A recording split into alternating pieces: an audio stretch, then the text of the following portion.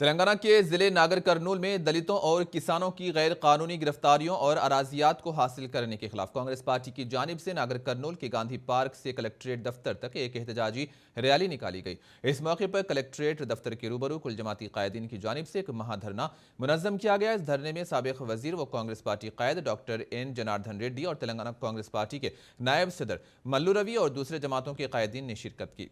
इस मौके पर एन जनार्दन रेड्डी ने बात करते हुए अराजियात की हुसूली और गिरफ्तारी पर मजम्मत की।